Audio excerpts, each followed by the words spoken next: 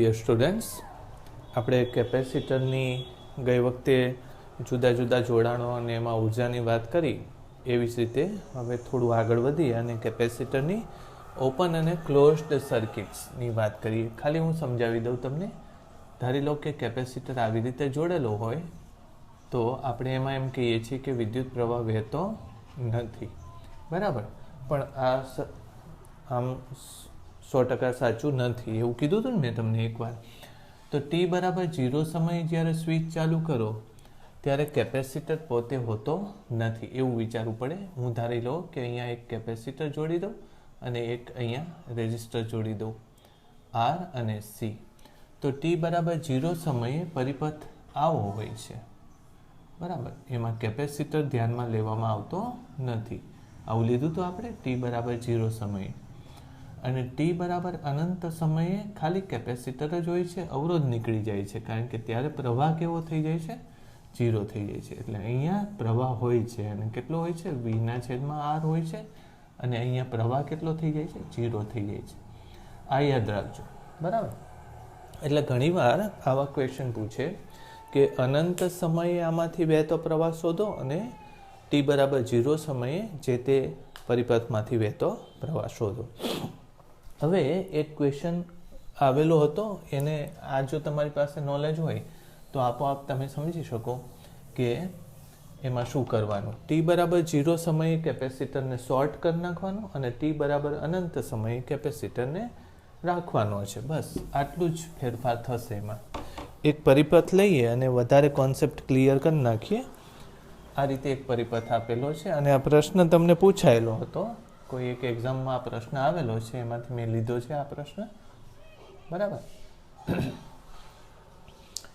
એક બેટરી જોડેલી છે અહીંયા V, અહીંયા એક અવરોધ જોડેલો છે R, અહીંયા પણ એક અવરોધ છે એ પણ R, હજુ એક અવરોધ અહીંયા પણ છે R, અને એક કેપેસિટર અહીંયા જોડેલો છે C.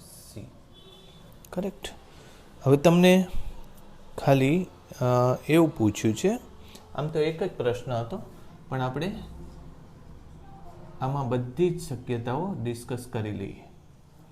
આમાં એકને I1 કહીએ અને આપણે I1 કહીએ, I1. પછી ધારી લો કે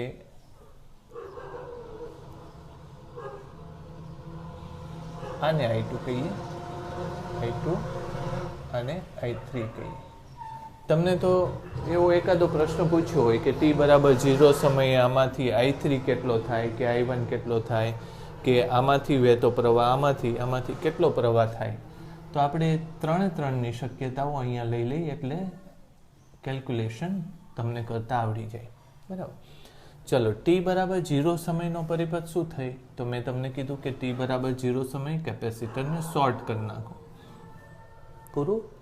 તો t બરાબર 0 સમયે I1 કેટલો આવશે? તો આ કેટલું થશે? R/2 પ્લસ R, એટલે 3R/2 થયો, બરાબર. એટલે I બરાબર V/R લેવાનું. એટલે અહીંયા શું લખશું? R કેટલો આવ્યો? ટોટલ 3R/2 આવ્યો. એટલે આમાં V/3R/2, એટલે આમ ઉપર આવી જશે. વાત સમજાણી કે નહીં? ટોટલ અવરોધ શોધી કાઢ્યો R/2 પ્લસ R, એટલે 3R/2, V/3R/2 એટલે 2V/3R, એ I થયો. પછી 2V/3R ના બે ઇક્વલ પાર્ટ પડે છે, જો બે સમાન ભાગમાં વહેંચાઈ જશે. એટલે V/3R એનું અડધું કરો, આનું અડધું કરો એટલે કેટલું થાય? V/3R અને V/3R માં વહેંચાઈ જશે, આ બે ભાગમાં વહેંચાઈ જશે. તો t બરાબર 0 સમયની વાત થઈ ગઈ. ચાલો, t બરાબર અનંત સમયે કેપેસિટર સજીવન થઈ જાય, બરાબર. અને તમને ખબર પડે કે આ બ્રાન્ચમાં તો પ્રવાહ વહેવા દેશે નહીં, કેપેસિટર પ્રવાહને બંધ કરી દેશે. એટલે I3 તો ખબર પડી ગઈ કે 0 થઈ જશે, બરાબર. I1 અને I2, I1 જે હશે એ જ I2 હશે, કારણ કે I3 0 છે. એટલે આ બે સરખું થઈ જશે. તો આ કેટલું ટોટલ અવરોધ થશે? 2R થશે. V/2R કરો એટલો પ્રવાહ બેયમાં વહેશે. ચલો, આવડે આવું? એટલે ઘણીવાર આવા પ્રશ્નો પૂછે કે ટી બરાબર 0 સમયે કે ટી બરાબર અનંત સમયે કેટલો એમાંથી પ્રવાહ કઈ કઈ શાખામાંથી નીકળશે. તો આવી કેલ્ક્યુલેશન આવડે તો તમે સહેલાઈથી જવાબ આપી શકો. બરાબર. ઘણીવાર તમને ક્યુ મેક્સિમમ પૂછે અને આઈ મેક્સિમમ પૂછે તો પણ સમજવાનું કે આઈ મેક્સિમમ એટલે શું.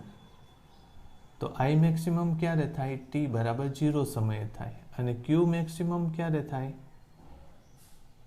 ટી બરાબર અનંત સમયે થાય. અહીંયા ક્યુ મિનિમમ થાય એટલે કે ક્યુ મિનિમમ 0 જોઈએ અને અહીંયા આઈ મિનિમમ થાય એ પણ 0 જોઈએ. બરાબર. આ યાદ રાખજો. ક્યુ મિનિમમ એટલે શું? તો કે ટી બરાબર 0 સમયે ક્યુ મિનિમમ એટલે 0 જ હોય. અને આઈ મિનિમમ એટલે શું? તો કે ટી બરાબર અનંત સમયે આઈ મિનિમમ ત્યારે પ્રવાહ 0 થઈ જાય. બરાબર. હા, એવું બને કે અમુક કેપેસિટર પહેલેથી ચાર્જ કરેલો હોય તો ક્યુ મિનિમમમાં એ કિંમત આવે. એટલે આવું યાદ રાખજો કે I maximum, I minimum, T 0, T અનંત, capacitor charge, capacitor fully uncharge, આવા શબ્દો કઈ સ્થિતિમાં આવશે એ તમને ખ્યાલ હોવો જોઈએ. ચાલો, એક પ્રશ્ન આવો જ છે. આવો એક પરિપથ છે.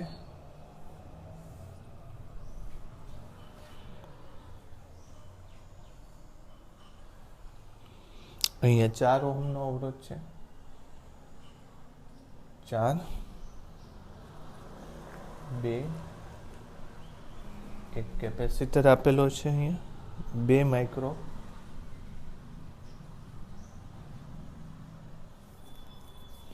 6 અને 3, 20 વોલ્ટ અહીંયા જોડેલું છે.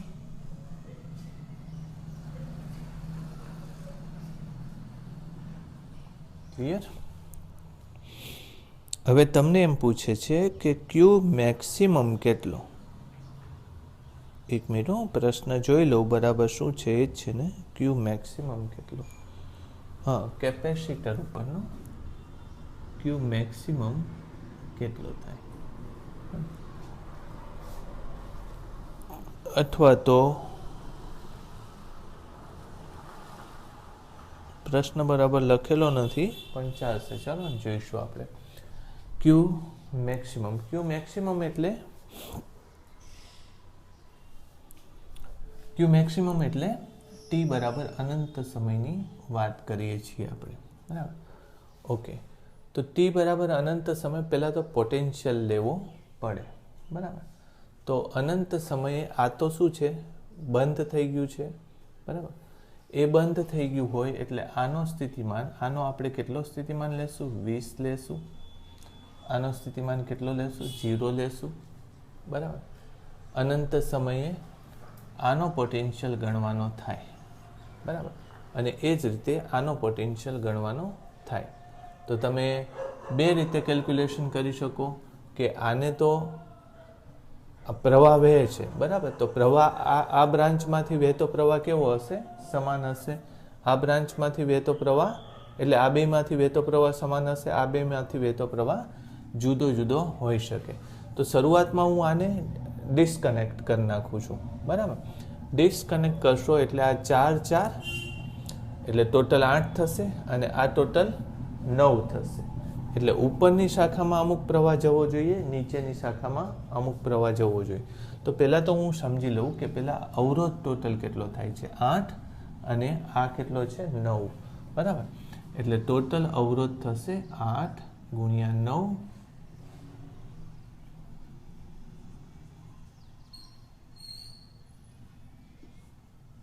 17. આવું થશે.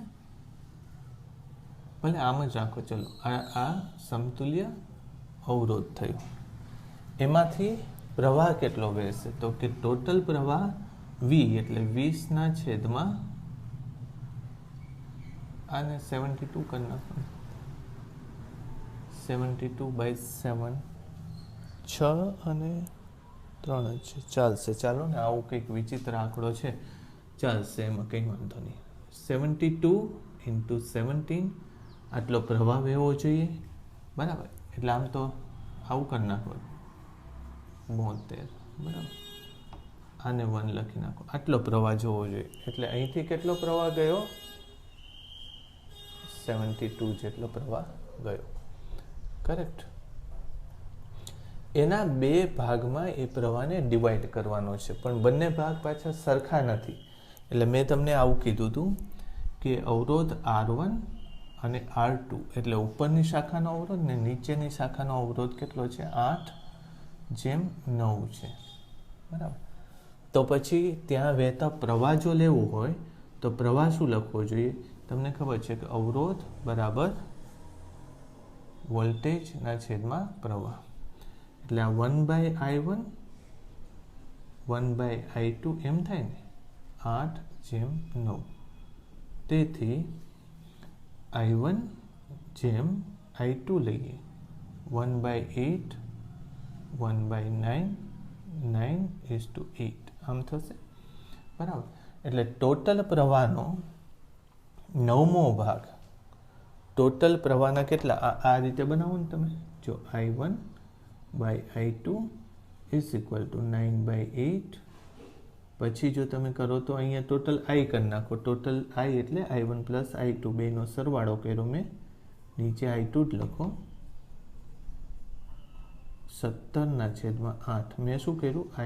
I બરાબર I1 પ્લસ I2 આમ કરી નાખ્યો.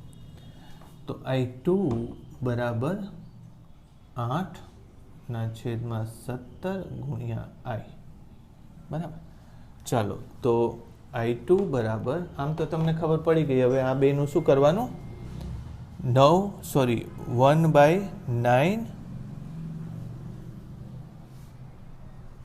હા 8/ આ બેનો સરવાળો, 9/ આ બેનો સરવાળો. એટલે I1 બરાબર 9/17 ઇન્ટુ 340/72.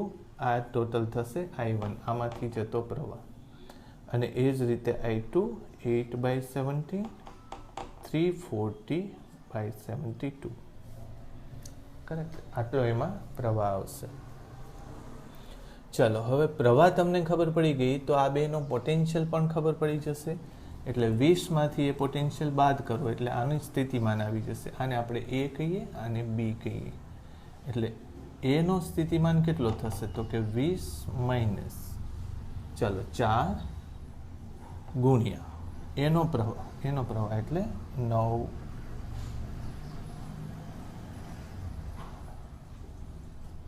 ચલો 7 × 34 એટલે 20, 8 2 1/2 1/2 જ આવ્યું ને, ચેક કરજો તમે. નહીં, સોરી, 10 આવ્યું. એટલે 10 વોલ્ટ આ ઉપરનો આવશે, બરાબર ને. આ ચેક કરી લેજો એકવાર. ઉપર કેટલો વોલ્ટ આવશે? 10 વોલ્ટ આવશે. 10 વોલ્ટ ઉપર આવશે. B વોલ્ટ લેવાનો. B વોલ્ટ એટલે કેટલો લેવાનો? તો કે 20 માઇનસ 6 ગુણ્યા આ જે આનો છે પ્રવાહ 300 ને એકવાર ફરીથી હું સમજાવી દઈશ તમને.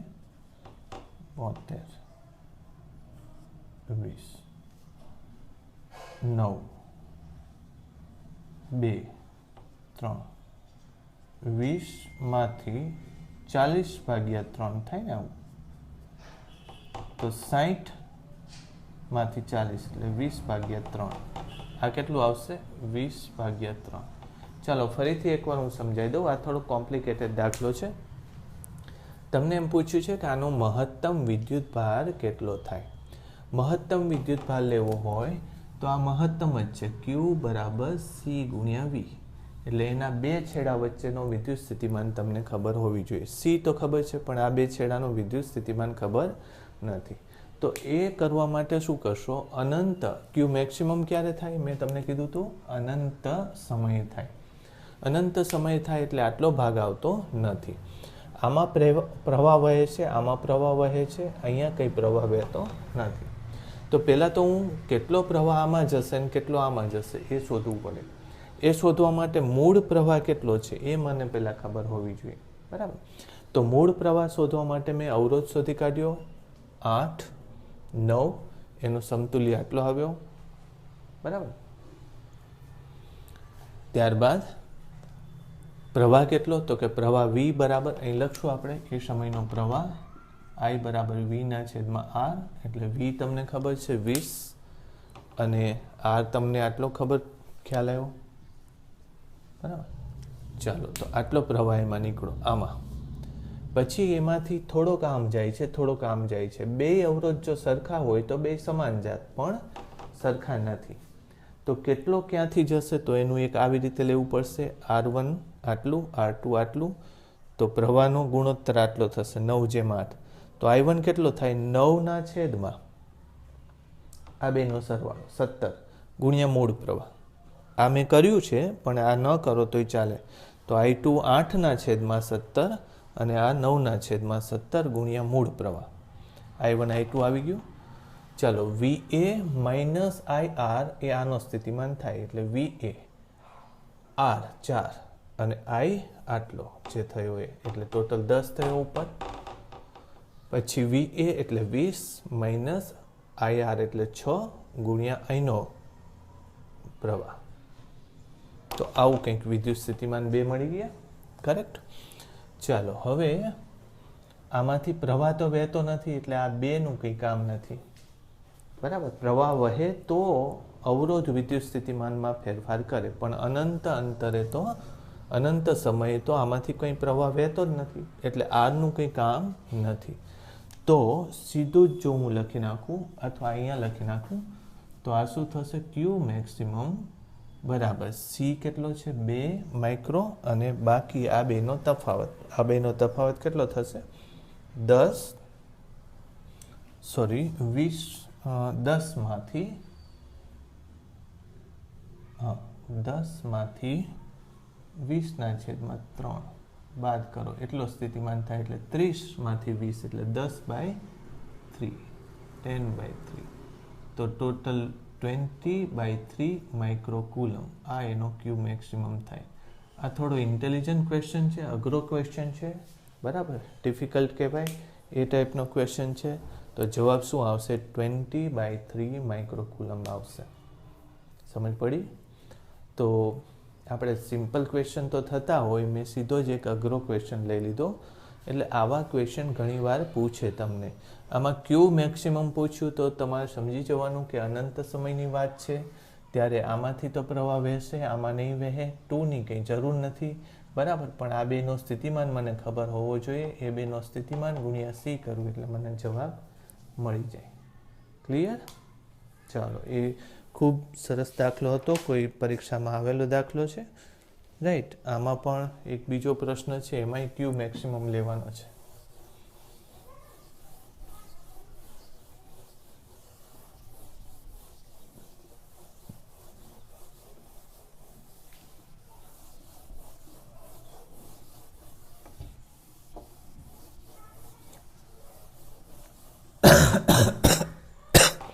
જોવો જોઈએ.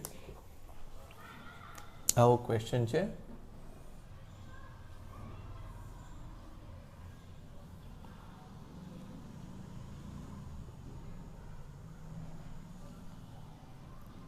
ફોર 2 અહીંયા એક બીજો કેપેસિટર આપેલો છે 2 માઇક્રોનો. આ 2 છે, 2 1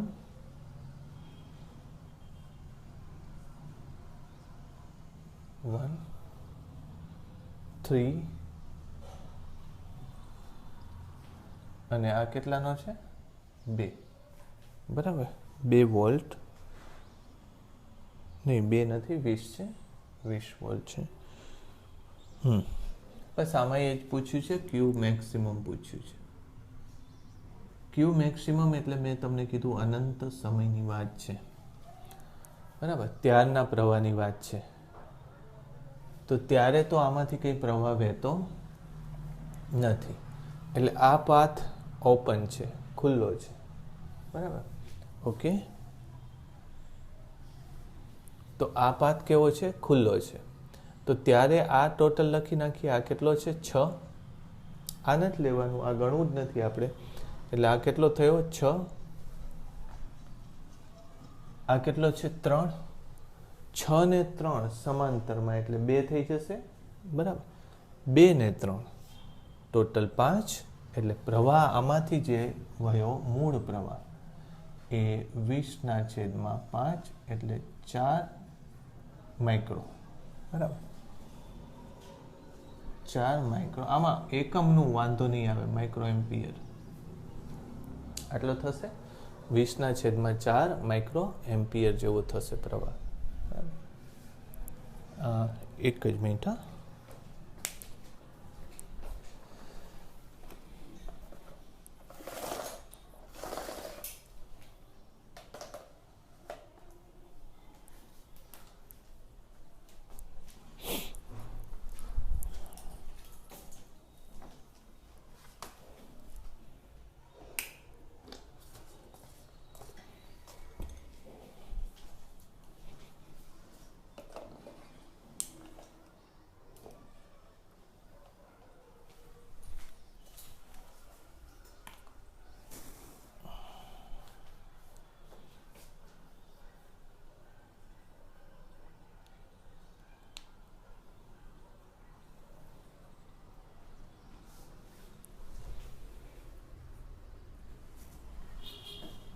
ઓકે. તો પછી હા, એટલે આમાંથી 4 માઇક્રો એમ્પિયર પ્રવાહ નીકળો. પછી તમને ખબર છે કે એના 2 ભાગ થવાના. અહીંયા તો પ્રવાહ જવાનો નથી, એટલે આ અવરોધ ને આ અવરોધ લેવાના. ઉપરનો અવરોધ છે 6, નીચેનો 3 છે. એટલે ટોટલ આ પ્રવાહના કેટલા ભાગ પાડવાના? 3 ભાગ પાડ. એમાં 2 ભાગ ઓછા અવરોધમાંથી નીકળશે, 1 ભાગ વધારે અવરોધમાંથી નીકળશે. એટલે અહીંયા 2 ભાગ એટલે 8/3 આમાંથી નીકળશે અને 4/3 આમાંથી નીકળશે, બરાબર. ઓકે. હવે તમને ખબર છે કે આ 2 પોઈન્ટ વચ્ચે તમારે પોટેન્શિયલ લેવો છે, બરાબર. એના આધારે તમને એ કેપેસિટરનો પોટેન્શિયલ મળશે, બરાબર. તો તમારે હવે આખું જો કેલ્ક્યુલેશન કરવી હોય કે આ 2 વચ્ચેનો પોટેન્શિયલ કેટલો આવે, તો તમારે આને એક ગણતરીમાં લેવું પડશે, બરાબર. કારણ કે આપણે અહીંથી સીધું આમાં જવાનું છે. તો જો તમે કિર્ચોફનો નિયમ લો તોય વાંધો નહીં, અને નહીંતર તમે અહીંયા સીધો અવરોધ મૂકી દો તોય ચાલે. એટલે સૌથી પહેલાં તો હું કેટલો આનો પોટેન્શિયલ ગણું, આને એ ગણું, આને બી ગણું, તો એનો પોટેન્શિયલ કેટલો થશે? તો કે 20 તો ખરો જ. પછી અહીંથી પસાર થાવ એટલે કેટલો થશે? તો કે 12 એમાં જતો રહેશે, બરાબર. 4 તરી 12 થશે, આવું 12 થઈ જશે. પછી હજુ આમ આગળ જાય છે એટલે -2/4/3 એવું થશે. આટલો પોટેન્શિયલ થશે. હવે જો સમજવા ખાતર હું માઇક્રો ન લખું, નહીંતર શું થશે? ગડબડ થશે, બરાબર. આપણે આ અવરોધ છે એટલે આ તો એમ્પિયર જ આવશે, આમાં આમ તો માઇક્રો નહીં આવે. આ એમ્પિયર છે, બરાબર. એટલે માઇક્રો એમ્પિયર નથી આ. કદાચ આગળના દાખલામાં જો ભૂલ હોય ને તો ચેક કરી લેજો, કારણ કે માઇક્રો એમ્પિયર આગળમાં તે એવું જ છે. મેં માઇક્રો લખી દીધું છે પણ એ એમ્પિયર હશે. ઓકે, ચાલો. તો શું થશે આનો? આ 8 થશે -8/3 24 એટલે 16/3 મારા ખ્યાલથી થવું જોઈએ. ચેક કરી લેજો. 20માંથી 12 જાય, 12માંથી પાછું 8/3, બરાબર. ક્લિયર? ઓકે. તો આ વોલ્ટેજ આવ્યો 16/3 ને આ તો 0 જ છે, કંઈ લખવાની જરૂર નથી, બરાબર. ઓકે. હવે વળી પાછું આની કંઈ જરૂર નથી, કારણ કે આ 2 વચ્ચે કેટલો વોલ્ટેજ છે ટોટલ? 16/3. એટલે ક્યુ મેક્સિમમ તમને ખબર પડી જશે. તો 16/3 ગુણ્યા 2 માઇક્રો, તો 32/3 એવું કંઈક આવવું જોઈએ માઇક્રો કુલમ. બરાબર છે, 32/3 માઇક્રો કુલમ આવવું જોઈએ. તો એનો મેક્સિમમ વીજભાર થયો. એટલે આ કેલ્ક્યુલેશન એટલી અઘરી નથી, બરાબર, આવડે એવી છે.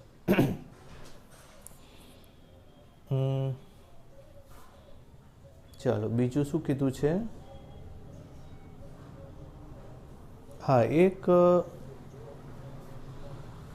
ડિફિકલ્ટ વસ્તુ છે, હું તમને અલગ રીતે શીખવાડી દઉં. જો એટલે જરૂર નથી, નીટવાળાને આવે એવું લાગતું નથી, JEE વાળા માટે હોય છે, પણ એ આપણે કરેલું જ છે, એટલે આમ તો જરૂર પડશે નહીં. મેં તમને આવું શીખવાડેલું છે, જો યાદ હોય તો. કેપેસિટર, પછી બેટરી, પછી તમને એમ કે ક્યુ ટાઈમનું ફંક્શન લેવાનું છે, વીજભારનું ફંક્શન. તો શું લખ્યું હતું? Q0 1 - e -t/RC, આવું લખ્યું હતું ને, બરાબર. આની માટે હતું, પણ તમને એની જગ્યાએ કંઈક આવું આપ્યું છે.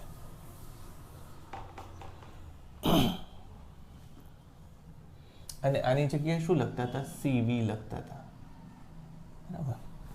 ચલો, એક આવો તમને પ્રશ્ન છે, નીટવાળા નહીં કરે તો ચાલશે, બરાબર.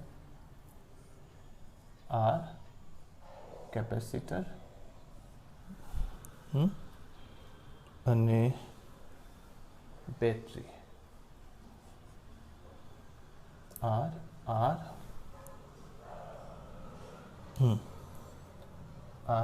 અને આ V.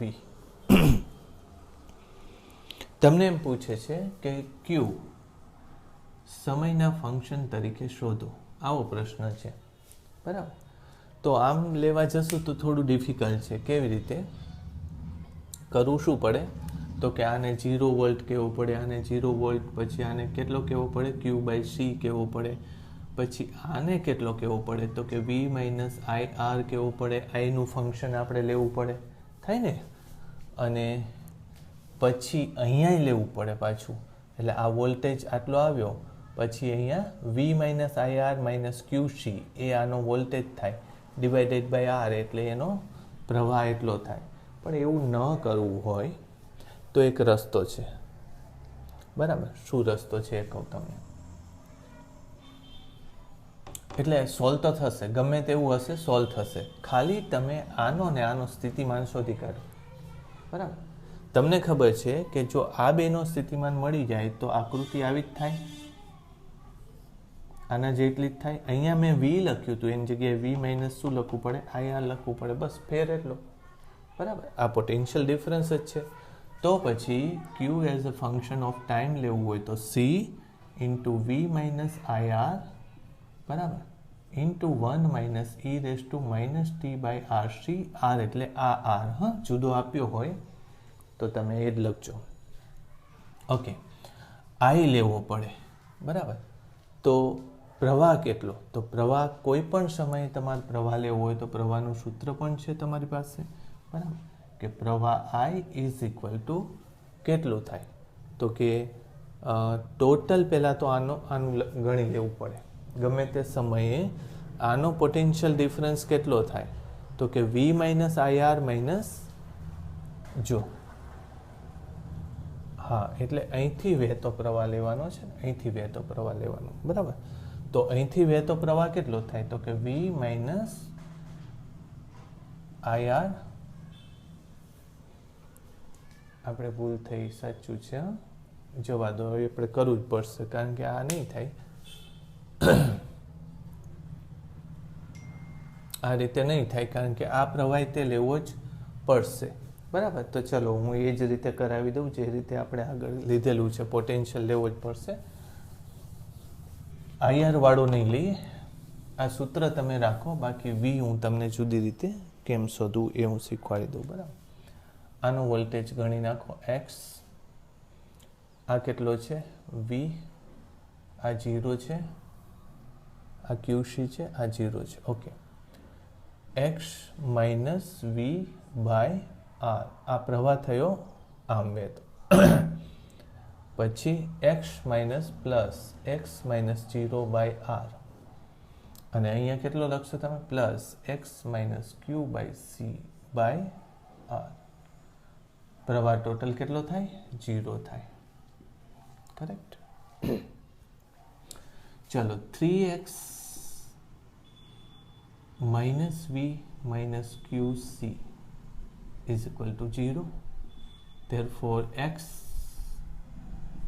इज इक्वल टू કેટલું થશે v પ્લસ q ના છેદમાં c by 3 is equal to 3v plus q ના છેદમાં 3c આટલું થશે। બસ હવે એને આમાં મૂકી દેવાનું કોઈ પણ સમયે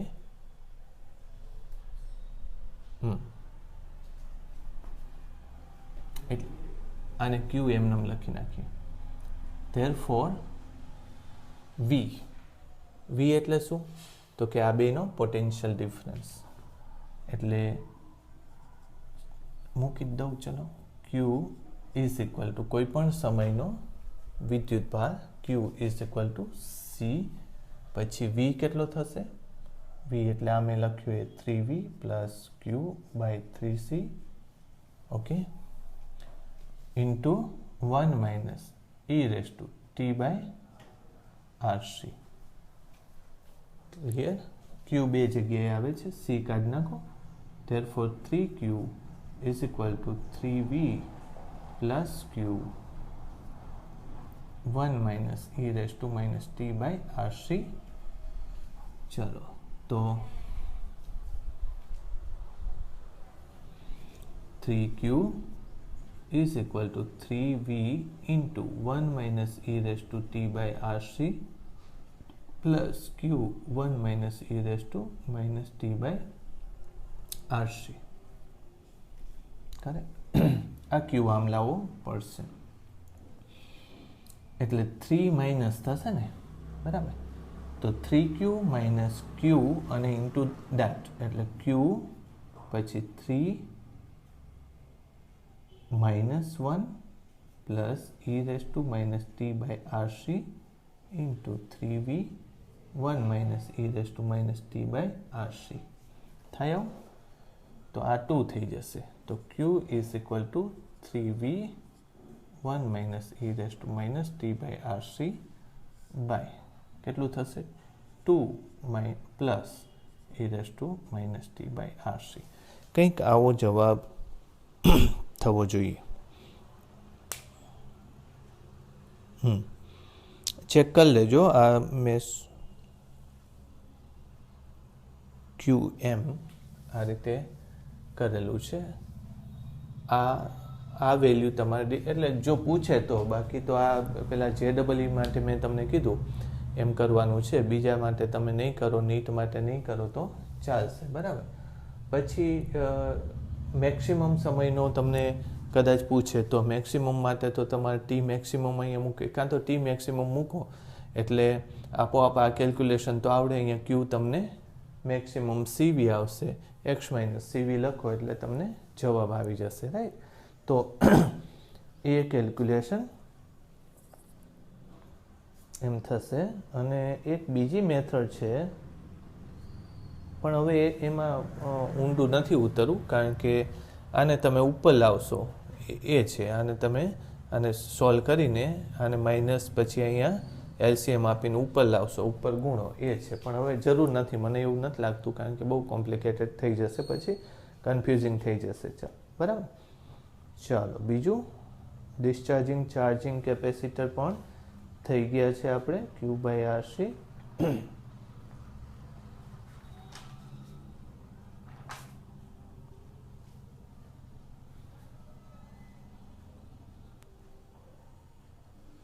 આમ તો કંઈ બીજું હવે લાગતું નથી જરૂરી।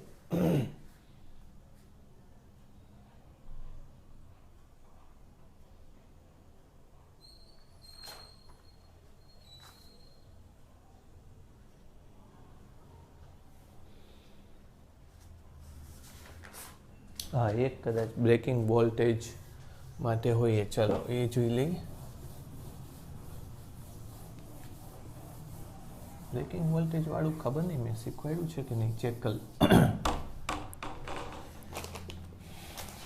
मारा ख्याल थी ब्रेकिंग वोल्टेज आपणे शुरुआत में लीधेलू छे।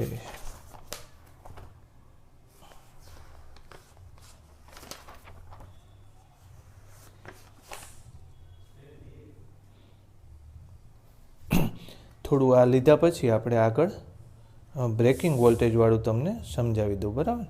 એટલે એનાથી આપણે આગળ જોઈએ. જો હવે છે શું બ્રેકિંગ વોલ્ટેજ એ હું કહી દઉં તમને.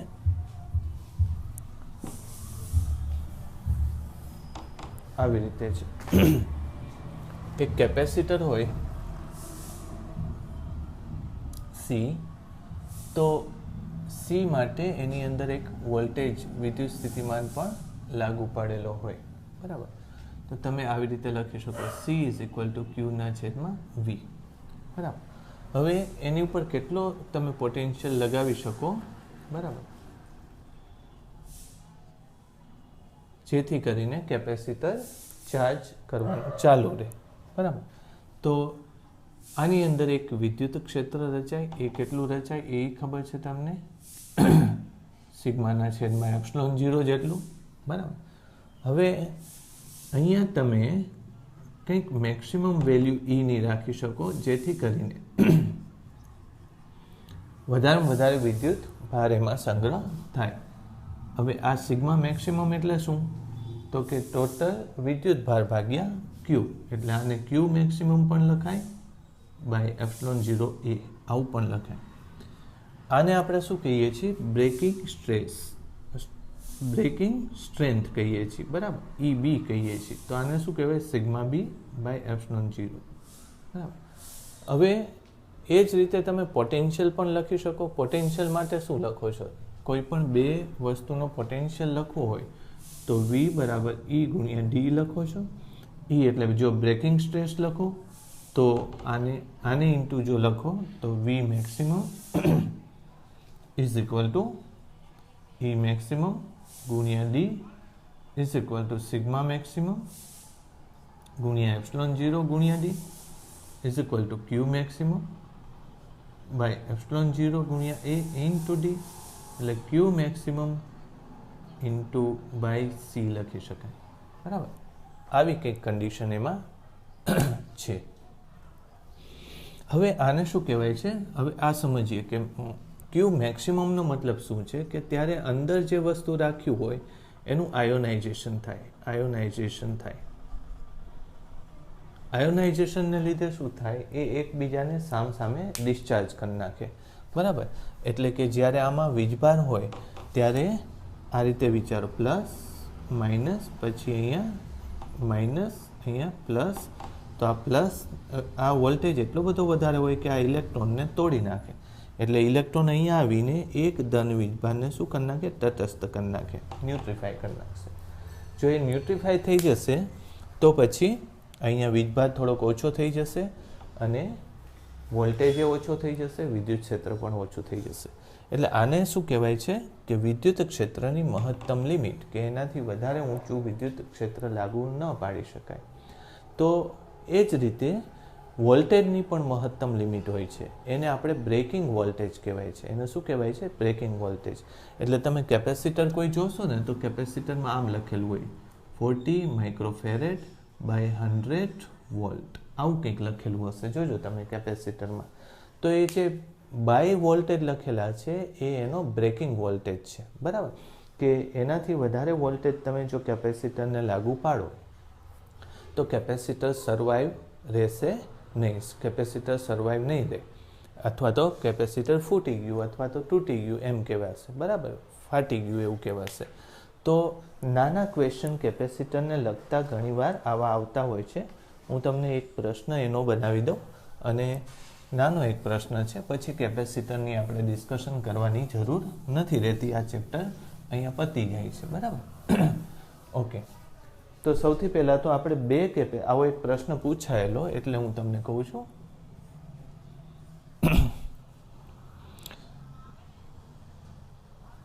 ચાલો, 6 માઇક્રોફેરેડ છે આ કેપેસિટર અને આ કેપેસિટર છે 3 માઇક્રોફેરેડ. આનો બ્રેકિંગ વોલ્ટેજ છે 4, બરાબર? આનો બ્રેકિંગ વોલ્ટેજ છે 4 અને આનો બ્રેકિંગ વોલ્ટેજ છે 10. તો તમને એમ કહે છે કે આવી રીતે જોડેલું હોય તો એ સિસ્ટમનો બ્રેકિંગ વોલ્ટેજ કેટલો થાય, બરાબર? ઓકે, તો એ ચેક કરવા માટે સૌથી પહેલાં તો આપણે શું કરવું પડે? તમે એમ ન કહી શકો કે 10 વોલ્ટ સુધી કેપેસિટર અહીંયા ટોલરેટ થાય છે, બરાબર. એટલે આનો બ્રેકિંગ વોલ્ટેજ કેટલો લેવાનો, સોરી, આ ઓછામાં ઓછો વોલ્ટેજ અહીંયા ફૂટી જાય છે, તો આખું કેપેસિટરમાં તમે 4 વોલ્ટ લગાડી દેશો તો ફૂટી જાય. તમે એમ કહો કે આનો બ્રેકિંગ વોલ્ટેજ કેટલો થાય, 4 વોલ્ટ છે આખા સિસ્ટમનો, તો એ ખોટું પડશે. શું કામ ખોટું પડશે? કારણ કે તમે આ બે છેડા ઉપર 4 વોલ્ટ લગાડો તો એનો મતલબ એવો નથી કે આની ઉપર 4 વોલ્ટ લાગી ગયો, બરાબર.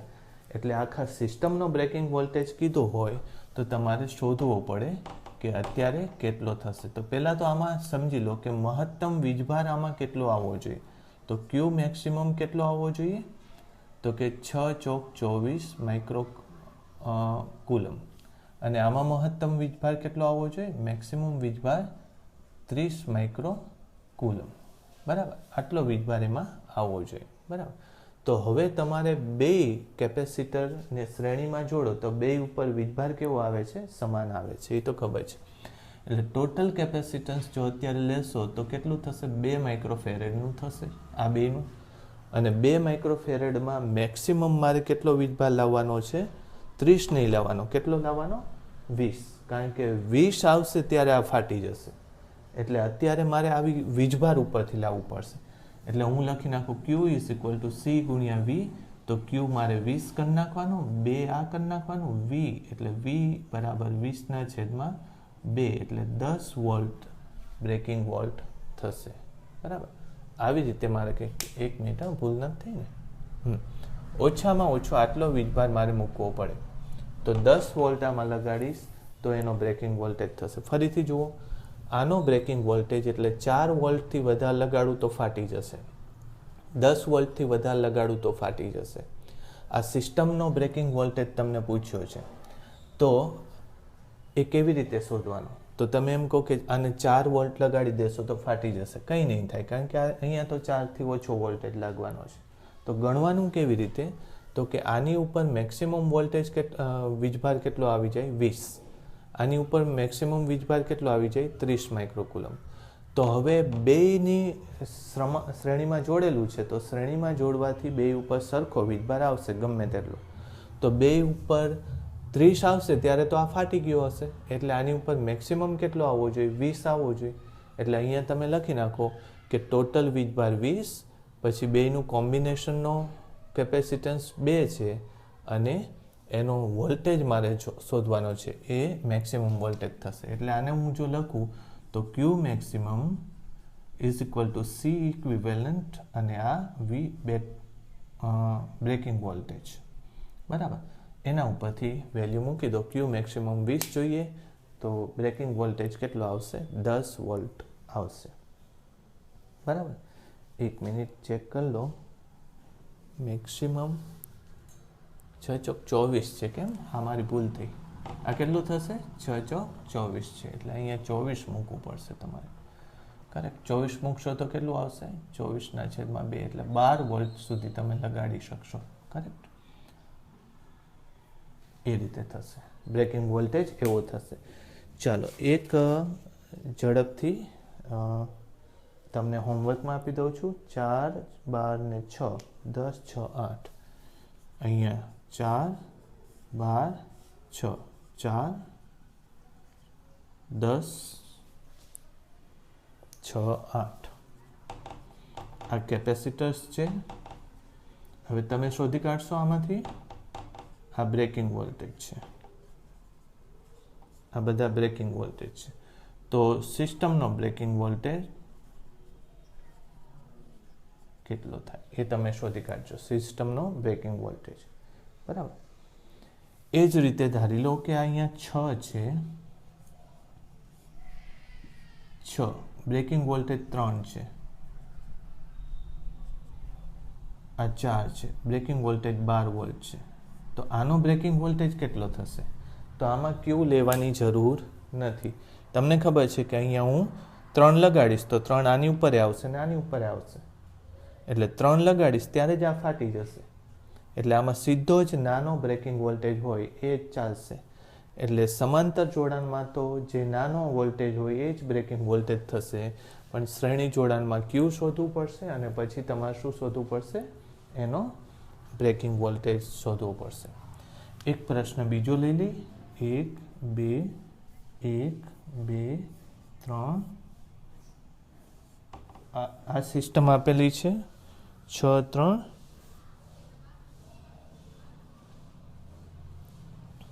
આમ તો તમે એક કામ કરો ને, આ લઈ લો ને, 6 3 4 12 6 આ જ લીધું. 4 10 10 6 8 લ્યો. એટલે ટૂંકમાં આ બેનું કોમ્બિનેશન કર્યું અને બ્રેકિંગ વોલ્ટેજ શોધવાનો કીધો છે. તો આ તમારે 2 હોમવર્કમાં થશે. કરેક્ટ? આ હોમવર્ક કરેક્ટ અને આ પણ હોમવર્ક થશે. ચાલો આ બે તમે ગણી નાખજો. આટલું રાખીએ આજે. કેપેસિટરનું ચેપ્ટર અહીંયા પૂરું થાય છે. નવું ચેપ્ટર હવે આવતી વખતે ચાલુ કરશું. રાઈટ? Thank you.